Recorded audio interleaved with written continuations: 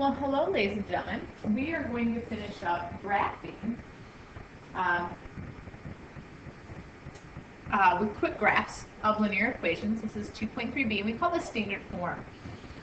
Standard form of an equation is ax plus by equals c.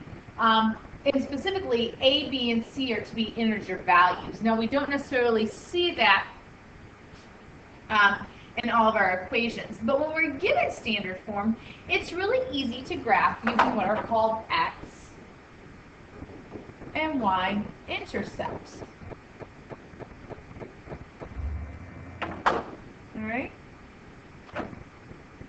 And so that's what they're going to do. They're going to draw the line given the intercepts. So the x-intercept is on the x-axis, and what we know is that the y value is 0. So we're actually plotting the point 2, 0. On the y-intercept, we're on the y-axis, and we know x is equal to 0, so we're plotting the point 0, 4. And then we make a quick graph. It's not as accurate because we don't have as many points, but we have some really key features. And for modeling with equations, usually when x is equal to 0 and y is equal to 0, those are two key points in our graph. And so we have those using the intercepts.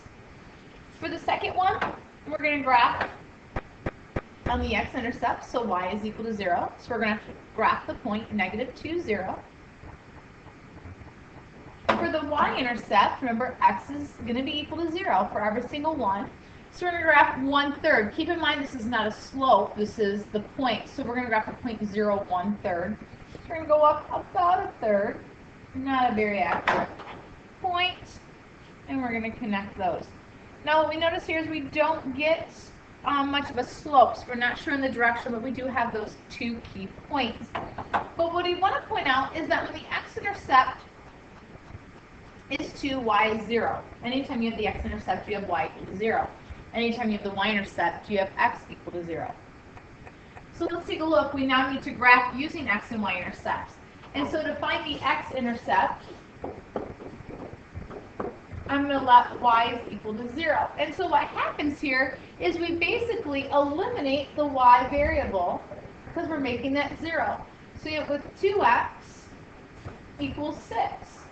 And so we get x is equal to 3 for an x-intercept. For a y-intercept, x is going to equal 0. So this time, since x is equal to 0, we're eliminating the x term because 2 times 0 is 0. So what we end up with is -3y is equal to 6. So with y is equal to -2, those negatives are really important to keep track of. So we're going to graph the point 3, 0. We're going to graph the point 0, -2. And we're going to have on our line. Do the same thing over again. X-intercept, y is equal to 0.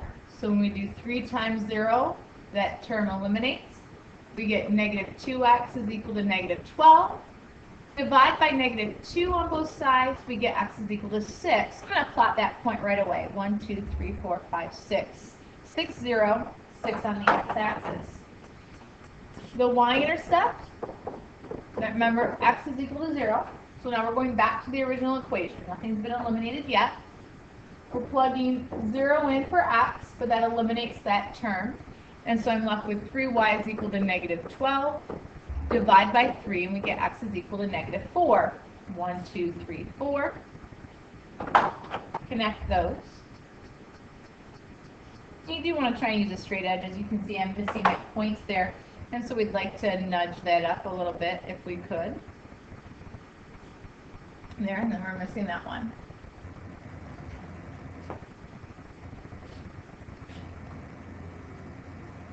So this is a really quick look at what it means to graph using x and y-intercepts. We're taking advantage of the point that when we are on the x-axis, when we're on the y-axis, we know one of those two values. So now what I'm going to do is take a look at graphing horizontal and vertical lines real quickly. Well, what we can do is think of that in terms of intercept. If it's y equals -2, that means it only has a y-intercept. And at -2, there's no x-intercept. So I'm going to go to the y-axis. I'm going to intersect it at -2. I can't intersect the x-axis. So the only direction I can go is horizontally at -2. For x equals 6, that means I only have an x-intercept of 6. So I can only cross the x-axis. There's no y-intercept given to me. So we have 1, 2, 3, 4, 5, 6. If I'm only going to go to the x-axis, I have to go vertically. And so we have x is equal to 6. So these are nice equations to look at with the idea of intercepts in mind. All right, those are some quick graphs. You guys have a couple of on your own. You need to find the x and y. It should say intercepts. For some reason it cut that off. But you're finding x and y intercepts